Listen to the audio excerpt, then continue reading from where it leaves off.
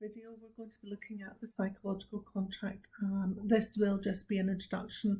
There will be a supplementary video which will go into things in a lot more detail. So in this video we are going to look at the definition of psychological contract, look at the expectations that are contained within the contract, have some examples of what those expectations might be, and finally we'll look at the benefits of a good psychological contract and the impact on the company of when the contract's not quite so healthy. So starting off, we'll look at what is a contract. I think it's really important to have that basic understanding of what a contract actually is. So at its most basic, it is an agreement between two parties. Now, parties can be individuals, people like you or I, or they can be groups of people, or they could be companies. So keyword here is the fact that it is an agreement, that they're both parties are in agreement over something. So with the psychological contract, that agreement is between the employer and the employee, and the whole idea about the psychological contract is that idea of being in agreement. And the problem is when the employer and the employee are not in agreement, it can cause lots of problems, it can cause tension, and it will affect the employee's work, for example. So that's the kind of things we're going to be looking at in this video. One of the key things to bear in mind is that the psychological contract is unwritten. It's all about expectations, but these expectations are not written down anywhere. And because my expectations of an employer and your expectations of an employer might be different, we're maybe looking for different things, even down to we both might expect to be paid well. We may expect to get a good salary, but experience, age, your lifestyle, how you've been brought up, what's going on round about you, all of these things might impact on what you perceive to be a good wage. So even though we may both want a good wage, what that actually looks like in reality is going to vary from person to person. So it's very difficult to define because it's not written down anywhere, but each individual employee, their expectations are going to be different.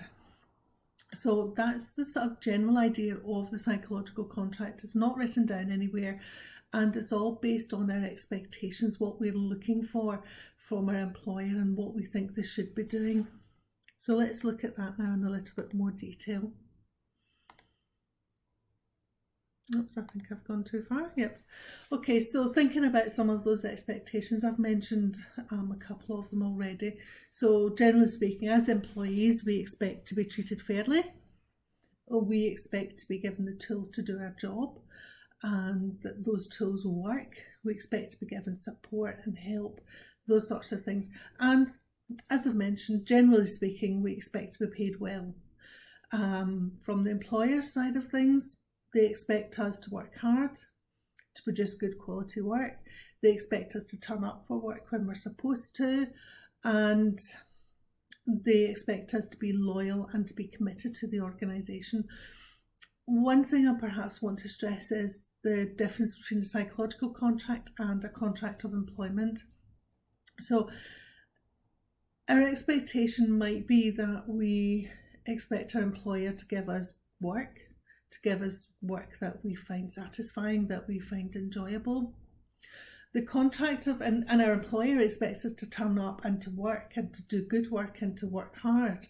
But the contract of employment doesn't actually, generally speaking, stipulate what kind of work they have to give us, whether they actually have to give us work. It's just if we turn up for work, they have to pay us. Certainly that's the case in the UK. I'm not so sure about the legal position in other countries, but if you have a contract of employment in the UK, generally speaking, you would turn up for work. It's your employer's obligation to provide you with work.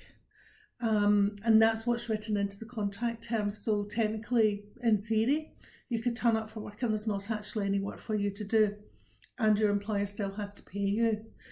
But you may have a psychological expectation from your employer that they will provide you with good work, they'll provide you with interesting work.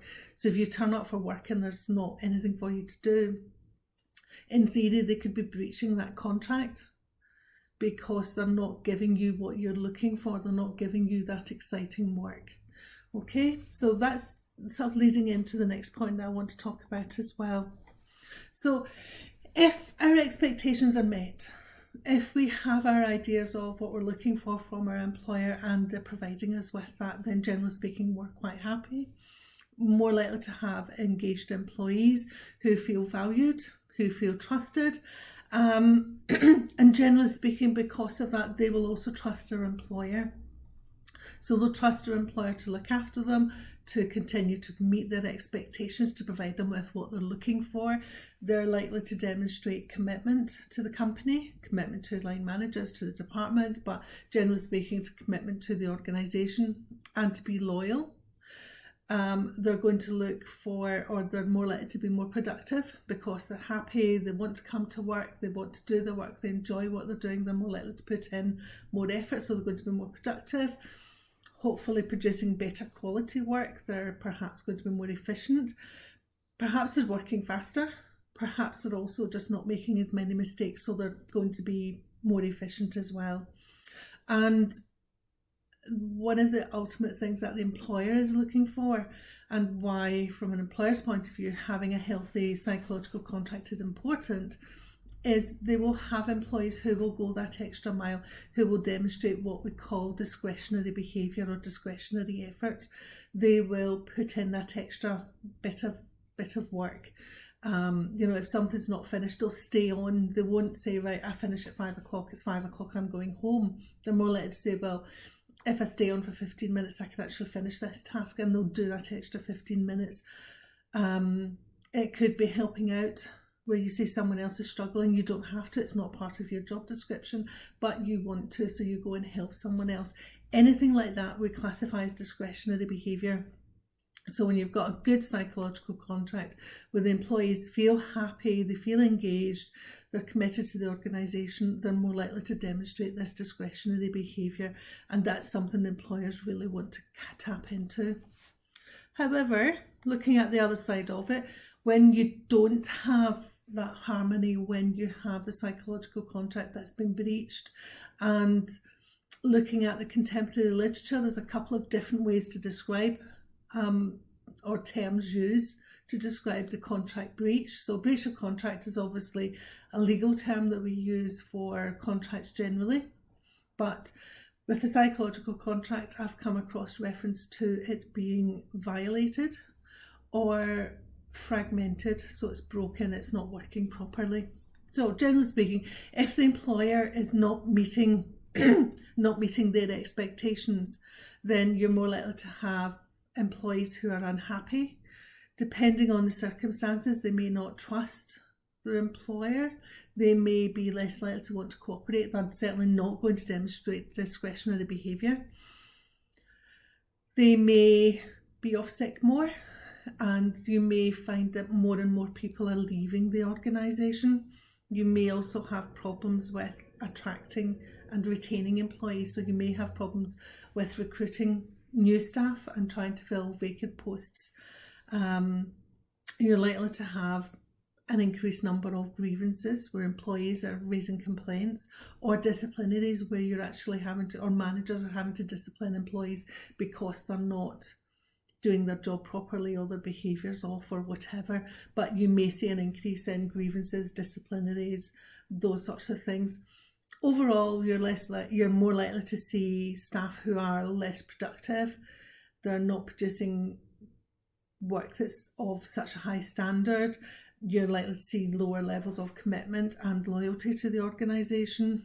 And one thing that's quite important here with the psychological contract too is the employees will talk to people outside of the organisation, obviously, and with things like Glassdoor and other websites nowadays where you can go on and rate employers. If they have a poor psychological contract where the employees don't feel they're treated well, where they feel they're perhaps treated unfairly, where they're just not happy at all, that's likely to reflect in social media, for example, but they're going to tell other people. That will damage the employer brand.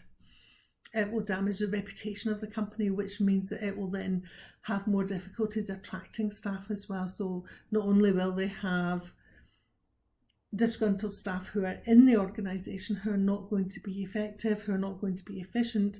They're going to tell the outside community how bad it is as well, and that will then also have a further knock-on effect. So the consequences of psychological contract are quite significant.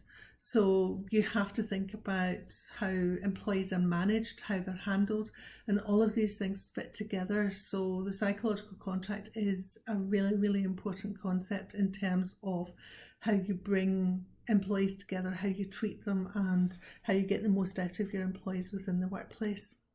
So thank you very much for listening. I hope you have found this video helpful.